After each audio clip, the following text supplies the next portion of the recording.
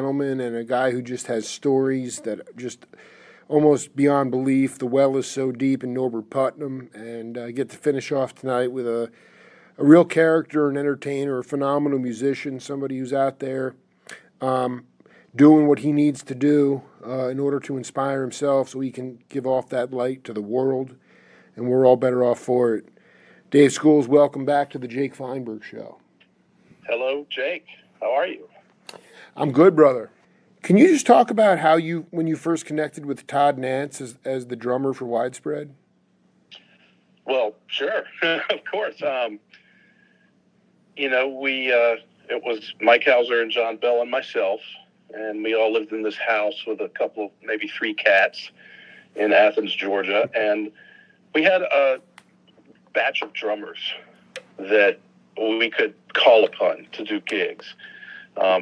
One was a guy named Joel Morris that was a great drummer, and he played on our first recording, the Space Wrangler and Sleepy Monkey 7-inch record we made.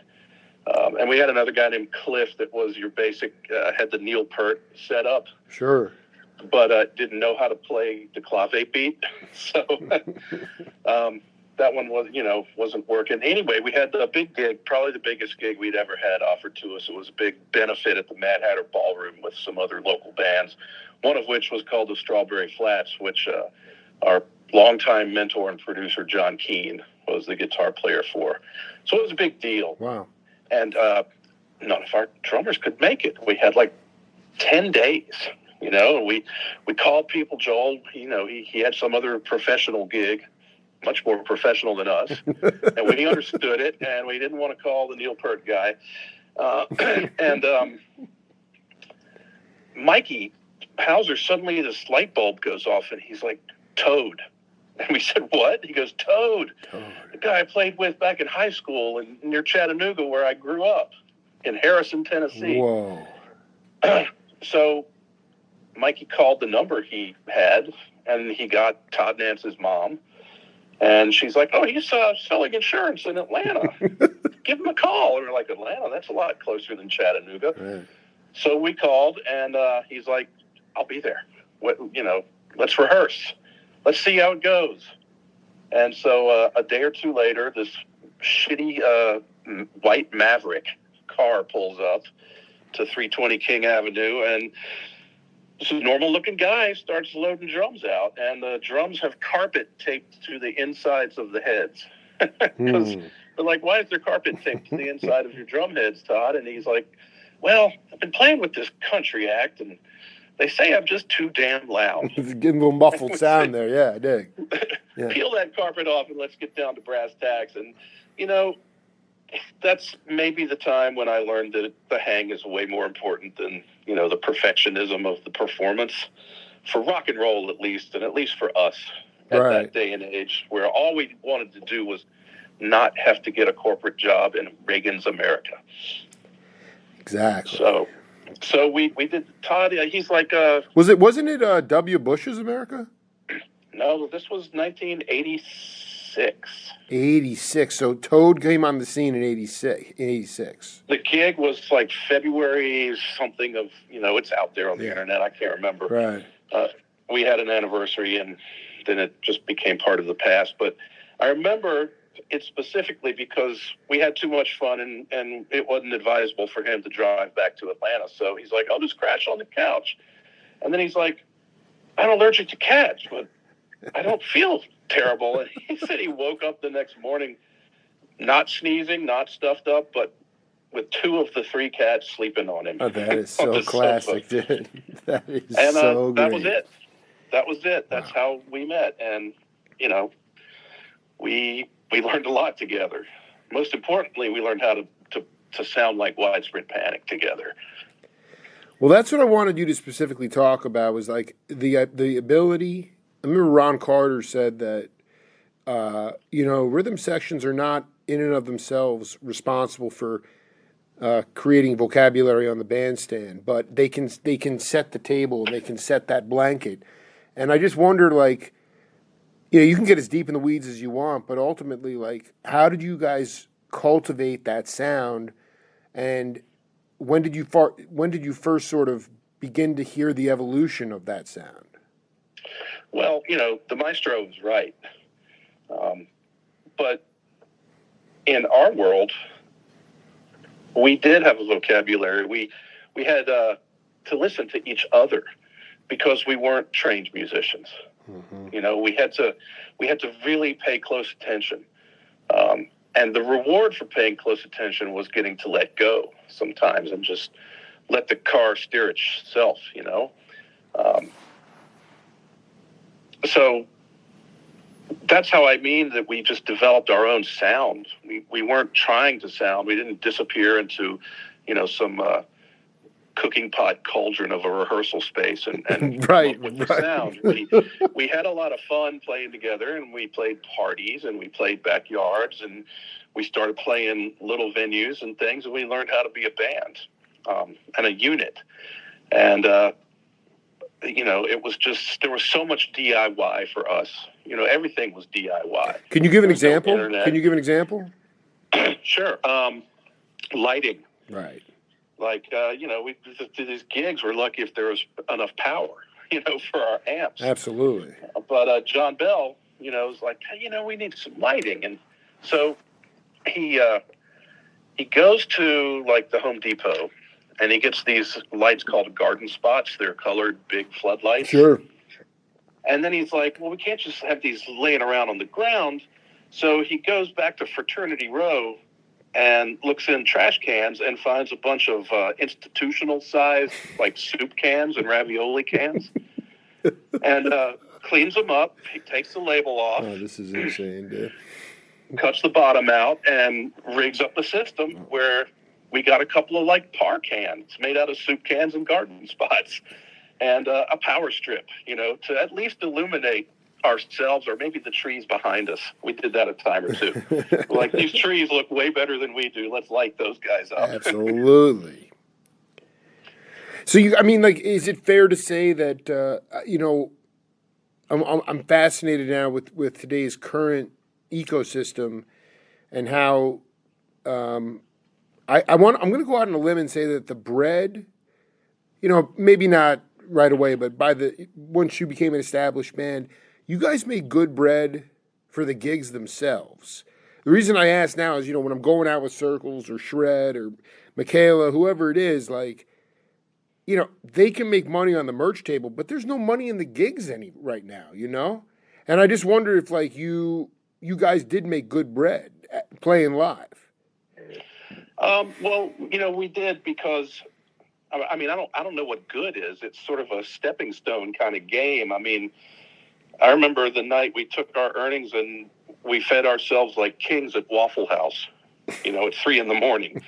And then it's like, oh, well, we can keep the power on at the band house, and then it becomes a thing like, gosh, I'm living out of the band house now, and I sure would like to be able to, pay my share of the long distance bill. Remember those things? Long distance bills? Absolutely, yeah. That's funny. I just remember that for the first time since it went away. Yeah, but it was sort of bit by bit. It was not like, and we were always, it seems like for years, we were always on the edge. We were a very college-oriented band. Oddly, in the University of Virginia, some of the schools in the mountains of Virginia, like Randolph-Macon and Washington and Lee, certainly at the University of Georgia, fraternities and sororities would put on actual parties where they wanted bands that played original music. Dude, that is the hippest thing I've ever... In the hills of Virginia. Yeah, there's... Washington Lee, man. They wanted original tunes, man. Yes, they had a place called Zolman's Pavilion that was off campus and out in the country and accessible. Bands with tour buses could pull up there and play. And it wasn't like some basement of a fraternity house. Sure, we did plenty of those to make ends meet, sure. But some of these type gigs were like, this was big exposure. This was the beginning of how bands like Dave Matthews and John Mayer, stepped on the rungs to the success they've had, is these colleges, and they talk and they communicate, and there was no internet yet. If there were, it was probably not the hipster kids using it, Absolutely not. But that benefited us greatly, and the coolest thing about it as an Athenian was that sometimes these fraternities brought great bands, so you could go see them. They put them in the yard. You just walk down the sidewalk and, there's the Glands playing. Right, right. No, it just gave me a flash about George Porter doing the same thing 25 years earlier at fraternities and sororities down in New Orleans. I mean, were you when you talk about the beginning rungs, the stepping stones for the Mayers and the Dave Matthews, you're telling me that like there was enough exposure there to them. How did they parlay that then to? I mean, obviously it's been the forever journey, but those places, what you're saying now is they're not so accessible anymore. Well, I don't know about that. I mean, I really don't. I'm sure that it's still a hotbed of creativity, and it's a great place to learn how to be a band and people to get the word out. But the grapevine, it works through the internet in real time now, and also. At that point, college radio was a big thing. Do you remember the College Music Journal, CMJ? Well, absolutely. I mean, it was, go ahead. Yeah, and so there was a whole magazine, and there was even a conference, up in New York, and lots of bands would go play. I mean, it was all about college music, and we happened to go to the town where the biggest band from that town pretty much helped lasso all these little college radio stations into one big thing, and that would be REM. They made it a point to visit every single little geeky DJ, in a tiny little 150-watt university or college radio station and make friends with that guy. That's what it took. That's what it always took. And I still, to this day, I tell people that it takes that. You have to make friends. You have to make friends with the one person that came and smiled and stuck around to say hi to you after the show, because they might just bring 10 friends with them. Dude, you're nailing this, dude. The cumulative results of just spirit and the karmic repercussions of like the butterfly effect of things going out. It's really absolutely profound statement to make. I mean, you. I want to go back to this one thing about just these like, were you able to? I mean, obviously you didn't have Parrish and Ramrod, but the other thing that seems to be taking away money from the bands just on live gigs now is that security. Were you able to bring in the football teams from the universities, or was that already that used to be the dead thing, in some of the state schools in California, there were some bad vibes because there'd be in like Chico and stuff, but it wasn't police, it wasn't fucking lockdowns. No, I mean, I've seen my share of it. By the time we were playing like basketball gyms, and field houses and on campuses around the country, it was everything from the football team to people who were on just like the student union music. This is so badass, dude. Wearing yellow polo shirts that say security on them, and they're like scared to death of our fans. I mean, our fans are peaceful, just rowdy and fired up. Yeah. I mean, security it's such an issue, and people are, I don't know if they're any more nuts these days than they are in those days, but it's always an issue. But the one I always remember was a pro security company. I think they were in Virginia, and they worked shows in Richmond and Charlottesville and probably some of those other larger college campuses. And they were called Velvet Hammer Security. And I their love logo that, dude. said, polite but firm. Because every now and then someone messes up. Hey, man, come on. Of course. It's rock and roll. Yeah, absolutely. Come on. That's just so. When one thing I wanted to touch on with you also was have you ever played with Schofield before? I've never played with Schofield. Have you crossed? I met him. Yeah, no, I was curious about that because there's this great story about. Have you heard the story about the first time that Warren Haynes showed up and asked to sit in with Sco? Probably. Yeah, I mean, I did play with Government Mule for 2 years. So. Absolutely. No, what I'm saying is that this was in the early 80s, and Warren showed up at Schofield's gig. I think Steve Grossman was on the gig. It was a jazz gig. And Warren's like, can I sit in? And Sco's like, no, hell you can't sit in, dude. And then as Warren sat there during the night, he's like, oh, my God, that's the cat from the Allman Brothers, And then pretty soon after that, it was just like, that my question was had you played with Warren prior to Government Mule? Yes, because, we had a common friend, a gentleman named Chuck Lavelle, who is probably one of the few... A dear man, a dear friend. I interviewed Chuck. He's badass. He's wonderful. I mean, he could play two notes. You could tell it's Chuck Lavelle. Just like Adam McDougall. He plays two notes. That's Adam frickin' McDougall. So Chuck was a fan of the band. And he also, I believe he produced that Warren Haynes solo record from like 1991. It had the song Fire in the Kitchen on it. I can't remember what the name of the record was.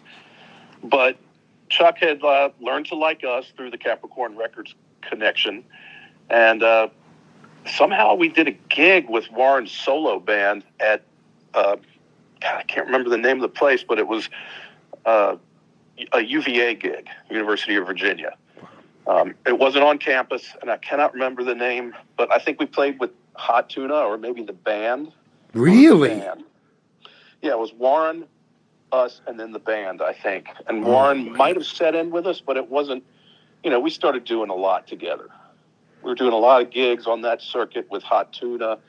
The same crew would show up. Warren was always there. And then, of course, when formed Government Mule, it was on. They'd play with us, and there'd be sit-ins of all kinds. Woody would come and sit in with us and play mandolin. And that thing in his hands looked like a plastic toy guitar. Oh, my God. But he could play great. So just lucky to have been exposed to these people. Warren, he is a man of many talents. And, you think I tell great stories. He's got them. Absolutely. I mean, what was it like were you close to the cat who passed in Government Mule? We were total friends. Can you talk? I mean, I really want this to be like a recognition. Like, I feel very deeply about the spirits that have passed. They're still here in some ways, towed. But I to me, it's like you filled in for. It wasn't like a 2-week stint. It was like a couple of years. Yeah, it was a couple of years, and Panic and Mule did a shitload of gigs together, and Alan and I got along so well, almost too good. To where, we had a lot of fun. Let me put it that way. And, Woody just passed sitting in a chair in a hotel room at the end of a long tour, just worn himself out with the lifestyle, and I was in L.A. at my dad's house, and I got a phone call from Warren Haynes on a cell phone that I'd had maybe 3 months. And, he's like, we're doing this benefit for Alan's widow and his daughter in New York. I was wondering if, you'd play the bass in the Mule section. Wow. And I was like, of course.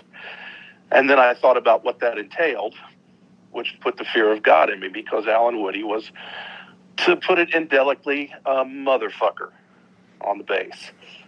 And it's not about what he played, it's how he played it. It's about the intent, as Bruce Hampton would say. And Woody's intent was to hold a three-piece together and be the locomotive, too, all at the same time. Pull that thing along. So it was scary as hell. A lot of great musicians on that stage at the Roseland that night. That is so sick. It was at the Roseland Ballroom? Yeah. I'm loving that. Yeah. Dude, you totally got every... Oh, man, you lucky bastard. Dude, that's great. That's beautiful. Yeah, Crows played. Phil Lesh and friends played. I remember Artemis Pyle was there telling stories about how his airplane was almost crashing. I'm like, Jesus, dude, stop flying. And it went really well. I was petrified. Who else was there? Leslie West was there. Oh, that's so classic. And Robert Kearns and Audley Freed did like a mountain set with him. Wow. And it was just sick. Corky Lang wasn't there? No, I think Matt Apps might have been. Yeah, I dig, man. No, I'm so glad. Okay, so you've been talking about being petrified, fearful. Like, I mean, you got to stay on the edge so you'll be prepared, and however you prepare yourself for this stuff. But, creatively, like, I'm sitting here, it's been 110 in Tucson every day. I've had a few opportunities to get out, but the world's on fire. There's an inferno, and I oftentimes just have to work through creative slumps. And I just wanted you to talk about your own ethos. It doesn't necessarily have to relate to the bass. Obviously, you play very naturally, play what's coming through you. But, like, when you get stymied, can you talk about a time in your career when you were scuffling and how you learned to get out of your own way and let the muse come through you? Well, I can get to that. If you don't let me get too far sidetracked, I just want to go back to talking about Alan Woody. Yeah, go ahead, please. Yeah. Sort of answers this question. Good. So I kind of was in sort of a slump. You were, like you described, I mean, it wasn't necessarily creative, but it was like, what am I doing? Am I happy? And I got tangled up in some drugs, and then I got clean, and then 3 months later that phone call came. And after that gig at the Roseland with Mule, we talked about it, Warren and I, and he's like, that was pretty cool. Did you have fun? And I'm like, I was scared shitless, but yeah, I had fun. And he's like, well, you want to like do it again at Christmas Jam, maybe play a few more songs in Asheville? And I'm like, of course, I'd love to. And after that went well, then the phone calls became something that happened in earnest. Let's do this. Let's call Chuck Liddell and see if he'll do it. Right. And that's when Government Mule legitimately became a four-piece. I mean, Johnny Neal was a big part up until then and played on the record previous. But here's how it got me out of my slump. It was so fucking challenging. And at the same time as it was musically challenging, it was fresh for me. It was like playing with Matt fucking Apps and Chuck Leavell and Warren Haynes. So ridiculous. We're having like fun playing any cover we want. Alice Cooper. Let's learn it and play it. Anything we want. And all along the way, at every show, I was met by so many people who loved Alan and were thanking me for what I was doing. They didn't look at me as like some substitute. They looked at me as someone who was helping perpetrate his legacy. Absolutely. And that was so fulfilling that I think I really took another step forward as a bassist and a musician and a listener because of being sort of thrown into that situation. And it all came to a head at the end of a tour one night in Nashville, and everyone was all abuzz. And I'm like, what's everything? He's like, Alan's dad, Doug Woody, is coming to the show tonight. And he's been, obviously his son died. Mm-hmm. And he comes and we play the show, and I was just thinking about it the whole time and trying to send love vibes for my friend and his son that, I don't know if I'm doing this right, but I'm doing it. And Doug came up to me that night and he said, Dave Schools, I didn't want to like you at first, but then I heard you play, and what you were doing was so filled with the spirit of Alan that I love you. And we were great friends. He would come to Panic shows. He would find someone to drive him, to like Knoxville to come see a Panic show. Oh, that's great. That's so fucking great. That, to answer the question about slumps and so forth, is really one of the best examples I can think, because it was coming at me from so many different directions. And I learned something very specific about coming into a role like that. And I've helped, Jimmy Herring and I have talked about it, and I was ready to talk to John Lee Shannon about it, but he didn't need it. But that there are kind of three things you have to do when you step into shoes that big. And one is you have to honor some of the original parts. You got to honor them by literally recreating them. There's a song called Thorazine Shuffle in the Government Mule catalog. Mm-hmm. There ain't no room to fuck around with that. Either play it like Woody intended it, or tell the band you don't want to play it at all. So there's that way. Mm-hmm. And then there's the ones where there's, maybe because of the nature of the song, there is a lot more room to inject your own personality. But you still got to cleave onto, like, the intent. Is this, like, badass? Was he barging through the song? Or was he playing nimble, delicate guy?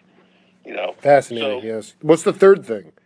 the third thing is the best one. It's like creating new material with that band. Yeah, where you're allowed yeah. to just do what you do naturally. And usually that's, for people like me at least, that's what we do the best. I've been lucky enough to be in a band like Widespread Panic for 40 years almost, where I can take a simple song like our cover of J.J. Cale's song Traveling Light. Sure. It's got like 4 chords, and we locomotive the song. The way he plays it is light and breezy. And we play it like, we're charging down a mine shaft at full speed. Coal mines, But yeah, absolutely. what I'm lucky about is I can play it differently every night. If I'm angry, I can bash my way through it. And then it might get Todd or Dwayne or the drummer at that show bashing along with me. Or we can play it light and easy. That's a freedom that is rare. And it's one to not be bandied about, taken lightly. A couple questions related to that incredible story about you merging with Mule and then honoring Woody. I remember Melvin Seals told me in our interview. He said, he knew Merle before he got in with the Garcia band, but when he got in with the band, he went to a rehearsal, didn't even know who Jerry was. It was like, wow, this guy can play some guitar. So once he found out and they got in the band, he wanted to listen to tapes of the Garcia band. And Jerry and John Conn were like, no, do not listen to the previous player because you'll do exactly what he does. And so were there some songs that the Cats would give you because they had to be played in that vein, or was everything kind of feel-based? More, Warren has an incredible memory, and I remember he wanted to do some song, and I really wasn't ready for it, but I stumbled through it, and it was the last show of a tour. And then we reconvened maybe 6 or 8 weeks later to do another little run. And the first thing when we were talking about what to play that night, he goes, oh yeah, and I remember that you played a C sharp minor where there was supposed to be an E natural. Whoa, dude, that's a different level Oh, memory, dude. God. Okay, but really it was Whoa, dude. My thing was we just had fun, and Right. it was like kind of gravy because there were a lot of people who would have put money on Mule being toast without Woody. But to bring in Chuck Leavell and someone like me, it isn't recreation. It's new creation. They literally called it the New School of Government Mule, which was a play on my name, but also sort of like this is a new way of thinking because we were like your average, I called them muscle rock. Sure. Rifle rock, grudge rock, a 3-piece band. Total grudge rock, dude. Yeah. 3-piece band influenced by bands like Mountain. So sick. No, let me. Continue. I mean, you basically, when they threw the song, like when you first got the songbook thrown at you, that was daunting. That would put you in fear. Right, but we built up. Right. The first gig was 4 songs and a cover. The second gig was like 8 songs and a cover. And all along the way, we had a couple of really good rehearsals. I did as much homework as I could. Some things I really needed Matt Apps as a drummer to give me a lot more cues. He was really great about paying extra attention to me, and if it felt like I wasn't locked, he'd make me lock. Wow. That's the kind awesome. of drummer he is. Yeah. And, having Chuck on the other side of me and having known him, there's always been a good bit of Southern sarcasm between 2 Southern gentlemen, as it were. Oh, you are such a Southern gentleman. Wait a minute. Hold on. Did I miss something before? Leavell and you crossed paths when? Oh, we crossed paths in like 1990 or 91. Wow. because of Capricorn. He liked the song that we had on our first Capricorn record. Beautiful, yeah. Walking. And he was interested because T. Lavitz was in our band from the Dixie Dregs, Sure. the keyboard player. He was in our band for a year. So here's what Chuck taught me, and I love this. This is great. This is freaking great. This is a classic example of how to deal with anyone in any situation.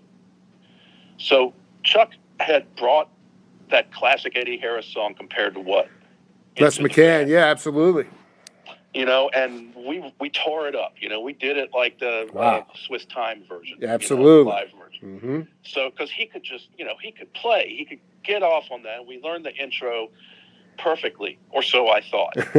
So we played it a time or two, and at sound check the next day, we're setting up, and he sits down, and he goes, hey, you know, Dave, you know, on this one section of the intro to Compared to What, and you're playing, what are you playing there? F sharp minor? I'm like, yeah, I think it's this. And he goes, well, you know what? I wish you would play this. And he looked at me, and the way he said, I wish, was just like, I was like, he wishes my command. Dude, I mean, this is unreal, man. That is high-level spirituality communication in the real time. That's insane. Yeah, and, you know, he taught me the right thing to do or to play without me. I had been doing the wrong thing. You nailed it. That's a big thing. You also have to be in a good headspace. You know, I mean, obviously, to me, like, he has a Zen quality to him. He's so connected to nature. Obviously, he has all that history with Dwayne and Greg and how bad that was the cool thing. And, you know, the overlap. He's the director for the Rolling Stones since 1982. Absolutely. No, but I want to say what's interesting is that when Dwayne died, he similar to Woody, I mean, different circumstances, but he joined the Allmans, and he said it was the bravest thing for that band. They had a huge tour lined up, and they had him go on the road with them, and it was a bold thing. I mean, but you carried on. Government Mule did the same thing without Woody, and like I think that I mean, to have that kind of cushion. How many songs? How quickly? Well, you already said, but I mean, how many new tunes came about almost immediately once you and Lavelle started to cook the groove with Mule? Well, it wasn't new tunes. It was like new branches on old songs. Wow. Jams opening up, and, you know, because they had a pretty extensive catalog already. And there was a lot of songs on those two Deepest End or Deep End records. Right. Are you aware of those records? Not by ear. Well, it's Volume 1 and Volume 2, and, you know, they're CDs, so it's probably 12 songs on each one. Basically, Warren called around and asked all of Woody's favorite bass players to play a song on this record. And Chris Squire from Yes. Wow. And John Entwistle, my hero. It's so sick, dude. Mike Gordon. I even got to play one. Wow. Les Claypool, Alfonso Johnson, Jack Cassidy, Phil, you know, just Warren loved bass players. And if he didn't like the way they played, he called them bass holders. I dig. He's a man of many talents, though. I mean, what's another talent that people don't know about Warren Haynes? Well, he got his start in Nashville as a background vocalist in the sessions. Oh my God, dude! Are you kidding me? He played in David Allan Coe's band too. Oh dear. I think you don't. We don't need to go any farther, dude. That is the most insane thing I've ever heard. No, but I'll get back to what I was. So there was 3 Mule albums. Sure. And then there were these 2 bass player records. You know, so there's plenty of material there, and we were just knocking down gigs and trying to get the word out that no one was throwing down, no one was throwing the towel in any way.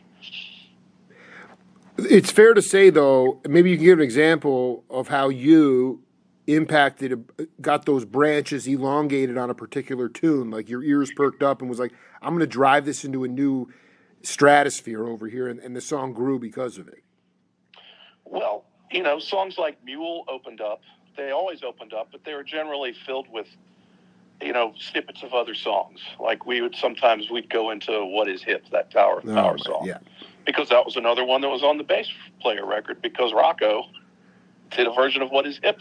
Mule. God bless that cat, man. Rest in peace, Rocco, man. The king of the ghost notes. Woo. Dude, him and Garibaldi. Garibaldi's the academic. Rocco has no idea what's coming out of him, and it just worked like, hot knife through butter.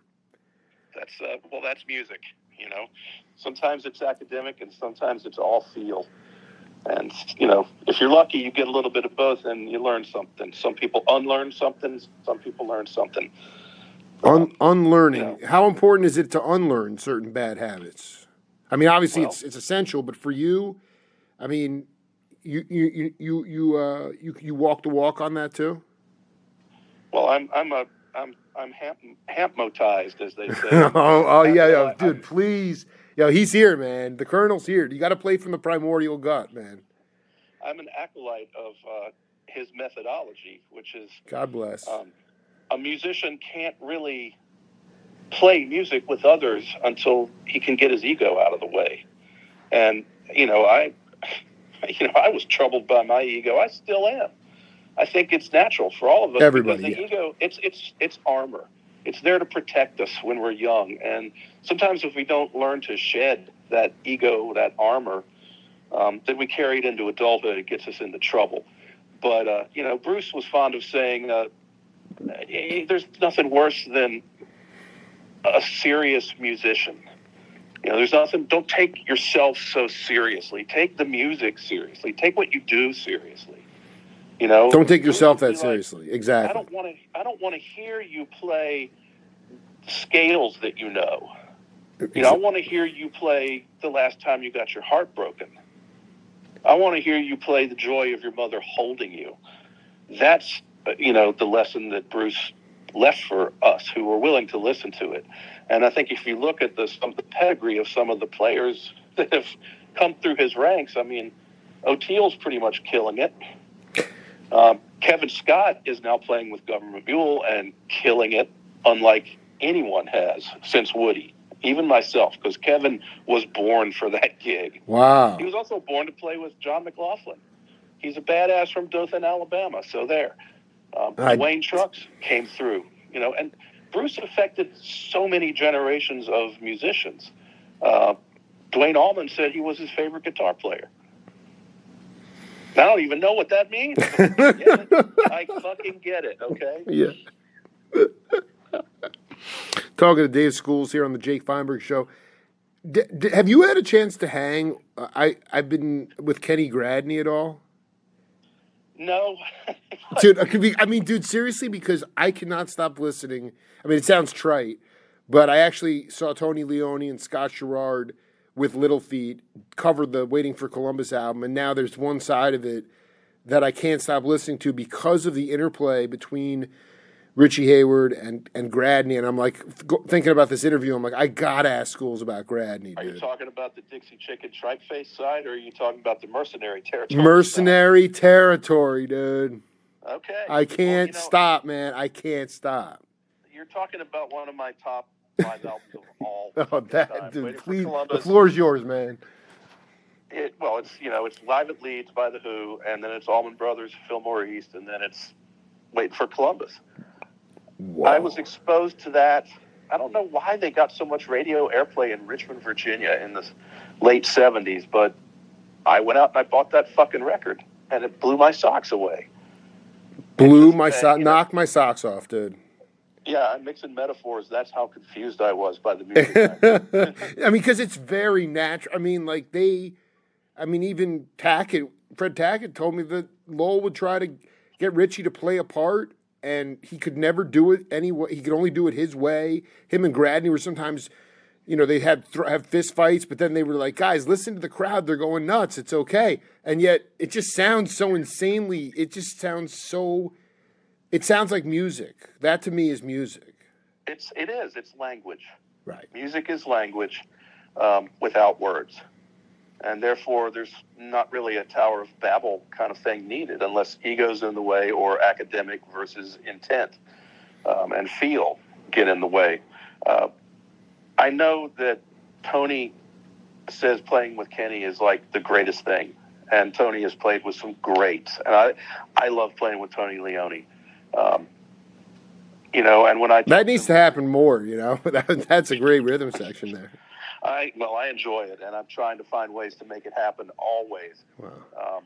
I remember asking Weir, the first time I ever met him, I was looking for something to talk about because he didn't know who the hell I was. my modulus person took me to a birthday party at his house on Man. I just put me right there, man. I want to see that interaction right there. And I was just like, and he's friendly as can be, hosting this party in the afternoon, so it wasn't too crazy. I was just looking for something to talk to this guy about other than his own career or how much I actually liked his band. And I'd been to see a Bobby and the Midnight show maybe 8 years earlier, maybe 7, and Kenny was the bassist, and Billy Cobham was the drummer.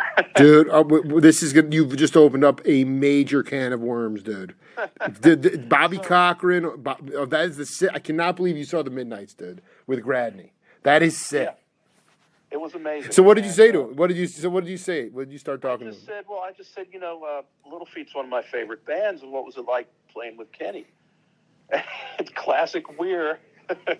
And you may have heard him say that. I've heard him say this before when asked similar questions about other musicians. He's like, playing with Kenny's more fun than a frog in a glass of milk. Classic Weir. I don't even know what it means. Dude, Weir. He's such a huckleberry, dude. It's unbelievable. He loved the chaos of Gradney and Cobham. That was, because it was Al Johnson before that. What you saw him in '84? Because I think that was the last time they went out. Was '84? I guess it could have been '84 or '85. I was definitely still in college at UGA, so it was '84 or '85. It was because '85 Kingfish had moved in. '84. This is unbelievable. What was the venue? The venue was a place in Atlanta called the Harvest Moon, or either the Moon Shadow. There were two. That's what I've looked at that. It was like August, September. Yeah, I went with people I went to college with, and I remember really the only Grateful Dead thing they did, other than I think they might have opened with New Minglewood Blues, and they introduced the band as Little Bobby Hitler and the House Pets from Hell. Oh my dude! I'm sorry, that's the greatest story I've ever heard in my life. But the only thing they did was they played that part of that Kingfish song, the instrumental jam called Supplication. That's right. They did it out of Billy Cobham's drum break, or either into it. Right. But there's a good bit of AOR cheese, I guess. What's that song? Too Many Losers? Oh no! At that point, the material that they made that they were promoting on that new album was not very. I was never inspired by that. It was the earlier stuff with Brent and Al Johnson when they made that album in '81. But the fact that you saw them live, that is just raw Bob Weir. He says you're lucky if he even remembers some of this stuff. Billy Kreutzmann's playing tonight in Baltimore with Reed Mathis, Aaron Magner, a few other cats too, badass cats. I just wonder, Daniel Donato, thank you, Daniel Donato, legend, monster younger cat, and there's and I just wonder about, when it's all said and done, what is the this is Dave Schools, because what I'm saying is that what's amazing is that even my daughter's generation, those cats, they got to be hip, and they're going to have to do research, and they're going to have to listen to shows like mine to know that Jerry Garcia was the original guitar player in the Grateful Dead. Yeah, I get it, man. Yeah, man. I just so with Billy, he didn't finish the tour. I just wonder how you can encapsulate it. You saw them during my favorite time. You got off on it. You were there. You were hip to it. You obviously know the guys personally, played with them. And I just wonder, you break it all down, we got to keep... the lineage, yeah.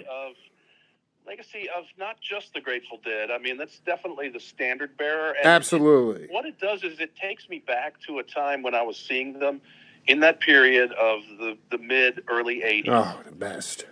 Where I, as a kid growing up in Richmond, Virginia, we had 2 radio stations. One played commercial crap, and the other one gave the DJs a little more leeway. That's where I heard Devo and Steely Dan and Little Feat and, yes, the Grateful Dead. But it struck me that all the bands that I was exposed to were the acid rock bands. I liked the classic rock bands. I remember we got cable, and I finally saw the movie Woodstock. Right. You know, and I was like, God, I was born too late. I missed all this stuff. But at the Grateful Dead shows, I was like, these guys are still doing it. And believe me, I was remarking the other day to someone how my first Grateful Dead show, I walk up to the goddamn box office an hour before doors opened and bought a ticket for $6.50. The Scope, right? No, that was 82. This was the Hampton Coliseum in 1979. And well, we're going to go back.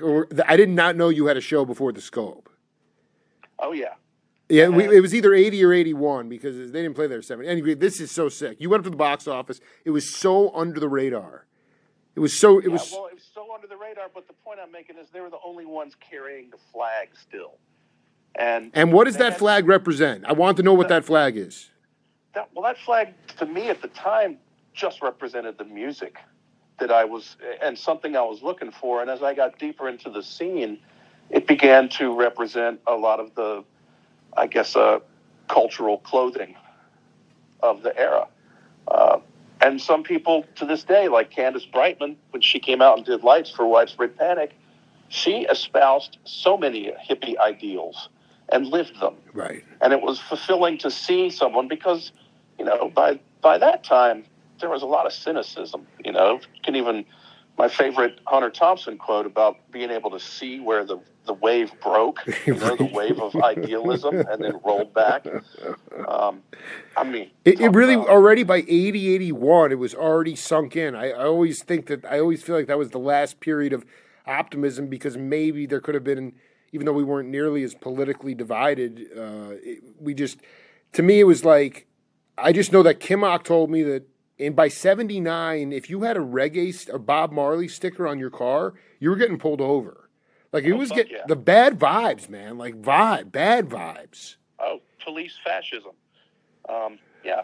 I mean, it's always been there in certain places. It's like, why are the Grateful Dead playing in certain places in the Deep South? It's like, are they throwing their fans to the wolves? Right. Are they Johnny Appleseed with the good vibes? I don't know. I mean, you could ask some people that are probably still in jail. They do one thing, and I'll tell you another. I was really happy to get to see the Grateful Dead in a room the size of the Fox Theater in Atlanta. That was pretty fucking amazing. And it was that was an amazing 85. Yes, it was. Dude, that was it, man. That was the show. You saw the one, and you saw such a burning. Anyway, just to be clear, because you alluded to Woodstock. This is very interesting. You got cable, saw Edgar Winter, Swami Satchidananda, all the cats were there. You saw that. You said, I missed the boat. And then you said the Dead were carrying that flag. And I'm trying to get that essence of the flag because that's what the younger cats are going to have to. It's soul. To me, it's spirit and soul. I mean, people got to hang on to that. Is. And it's intent, To use Bruce Hampton again.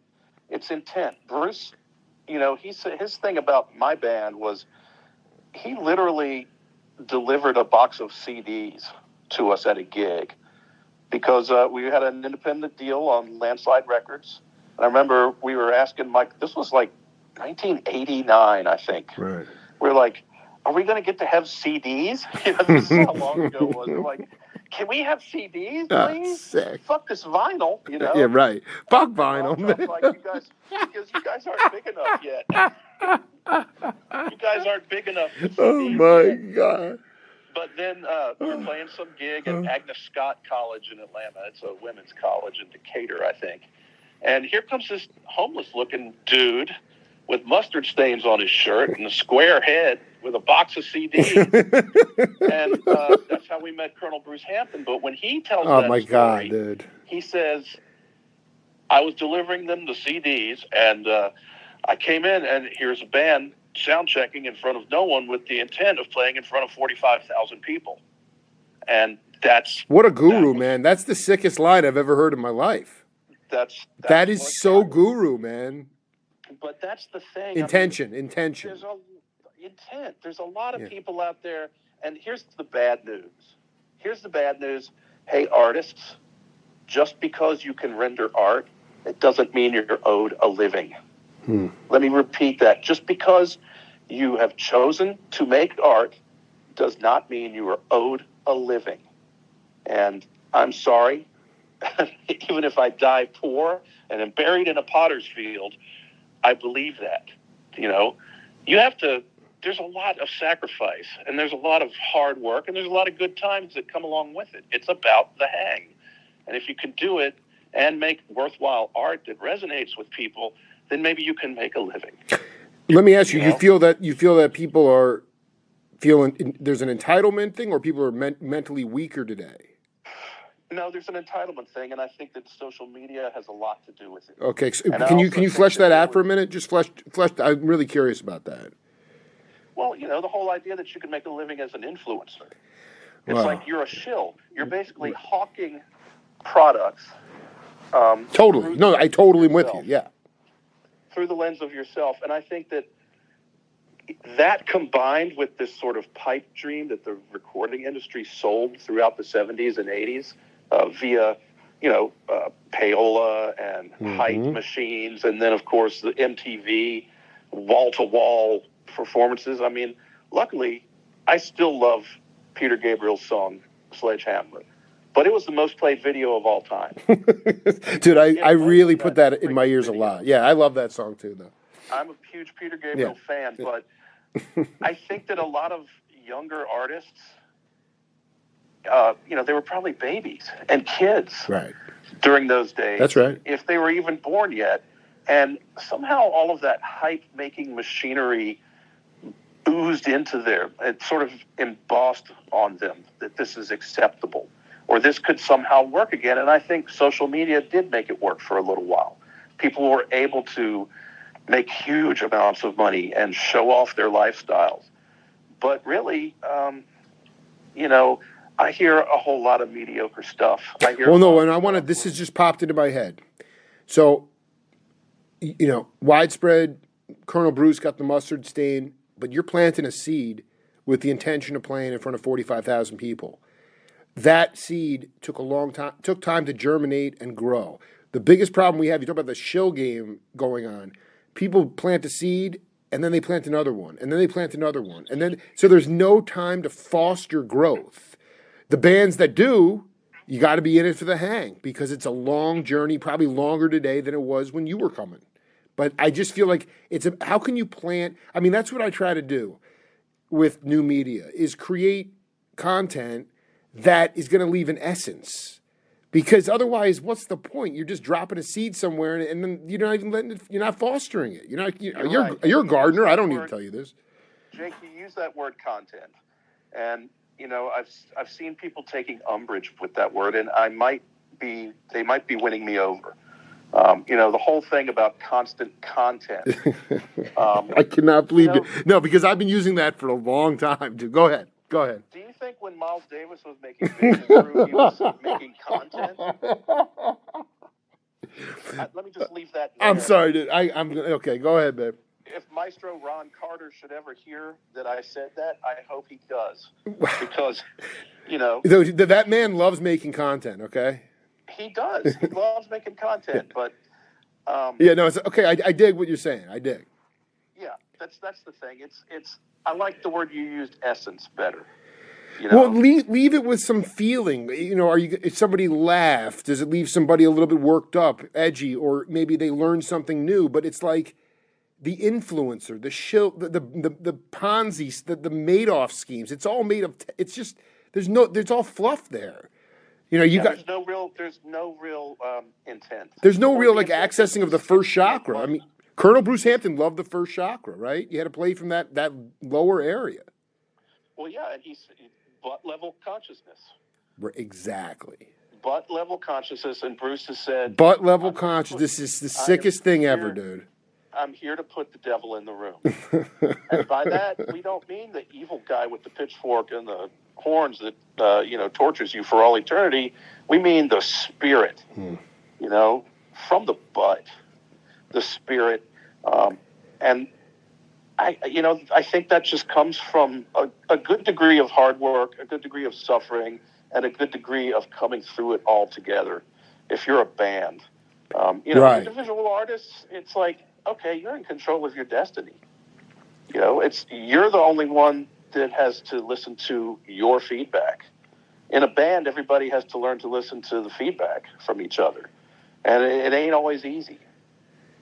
Oh, believe me, man. I cannot even imagine, especially with the high-level geniuses that are working a lot of sometimes you got some, most times the guys I know are just exceptionally high-level people, but they're also sensitive, and I'm sure that behind closed doors it can get incredibly intense. I have to ask you, I know you didn't play a major role, but there's some rumblings that this band might get back together, and for some reason I just feel like they're a much-needed West Coast tonic right now, the band Pacific Range. Love those guys. I wish they would get back together. together. Seamus, we just got to push him out of his comfort zone a little bit. But what I'm saying, what are your memories of working with them? Well, that's exactly what I did. There's a whole record. Well, it's actually an EP. Exactly. But we made a record at 25th Avenue, and the whole point was to recut one of their songs out of their comfort zone, and then I asked them to do 2 new ones. And I'm not sure any of them ever knew exactly what was going on. I think what do you mean, dude? They were totally out? I think that the difference between maybe the way Dan Horn produces and the way I produce... Very different. With Brent Rademacher as the Svengali, threw them for a loop. Because... Svengali! I didn't want them noodle jamming for 45 minutes. What I wanted to capture, which I wound up doing, was them fucking around and just like rehearsing things. Or I got, Stu playing this amazing like organ thing, and I'm like, what is that? And he's like, it's just a little thing I do to practice and warm up. I'm like, well, that's where Life in the Fast Lane came from. That lick was just a little thing Joe Walsh. Oh man, dude, that is sick. Yeah, they're just not even they're not in their heads. That you're getting them in the real space in the real time. And I'm handing them things. I'm like, hey, Seamus, have you ever used an EBO before? Right. Let me put this incredible xenon gas-powered distortion pedal on you and play it with an EBO. Oh, I just was throwing curveballs. I just threw pedals at Cam. Dude, this is making my day. You're just blowing. You're like Fernando Valenzuela up there, dude. Well, they did not know what was going on, and I rode poor Nate because I gave him fair warning. I said I'm really hard on drummers. Really? Oh yeah. Well, Nate is just a Teflon guy. Yeah, I mean that's just stuff. Anyway, go ahead. And so I'm still not sure if they liked what we came up with, but it was a version of the song "Coming After You," which is on that record. Dude, that's gonna be my soundtrack for the next 3 days, dude. But I made it into a 17-minute patchwork quilt. It was like sort of editing, like the way that In a Silent Way was edited. Not using analog tape, obviously, but no, yeah, because we only had a day. So, but the whole thing was, I wanted this band who was so great and had such a sound to kind of be willing to be produced. And I think it knocked them off balance. And I'm not sure that that's a bad thing, really. I think challenging artists, putting them out of their comfort zone is something that's vital to creating something that isn't comfortable. That when someone listens to it or sees that artwork, they're not just going to go, and move on to the next thing hanging on the wall or coming out of the speakers. I want bands that I work with, and I want my own band. Anything I make, I don't ever want a finger on the fast forward. I want someone to either be like, God, I think I hate this. I better listen to the whole thing. Okay, yep, I hate it. I really hate it. Or I love it. I'm going to play it again. Or what else has this guy got? And I've never been comfortable. Maybe I was getting comfortable right around before I joined Government Mule. We spoke about it earlier. Right. But I don't think that comfort's great for creation. Well, you were getting maybe complacent. Maybe. What I'm saying is, it seems to me like you believe that your best art is created when there's that inner urge, as Joe Henderson would say. To me, it's like there's got to be entropy in the room with the people. Absolutely. With a hive mind, like Widespread Panic does when we're at our best, molecules got to be bouncing against each other and creating heat and friction. you can't have them slowing down. You know, Right. I'm surprised you didn't go to Nate. tempo beat. I'm surprised you didn't go to Nate and say to him, "I wish you would play this note," or "I wish you would hit this cymbal, dude." Well, I wasn't. All I wanted him to do was like Chuck be scared Lavelle, to death of man. me. Brothers and Lavelle's sisters. the greatest. He's the greatest. Yo, before I let you go, I need to ask you, and hopefully you still have the content. I hate to use that word, the clippings. I'm sorry. What was the best sports column you wrote in your high school newspaper? Oh my God, you were asking me to call forth the past. No, dude, let's go deep. No, it's great that you have that sport, because that's what I try to bring to the bandstand schools. The sport, the fourth down, fourth quarter, UVM, whatever the biggest rival, Virginia Tech, and we're going for it, and we're going over the edge. Well, I can't remember because one of the sports writers shared with me a column he wrote about the Grateful Dead and quote-unquote deadheads, and he interviewed me and a couple of my friends. No way. He made his sports column about the Grateful Dead. You know what? America was really hip, man. Still was on fire at that time. That is so freaking great. It was so funny. I mean, a little prep school in Virginia. There you go. Yo, man, great to hear your voice, man. I hope I can see you soon. Always a pleasure to talk to you, Jake. All right, Dave. Be cool, man. You too. Peace. See ya. Later.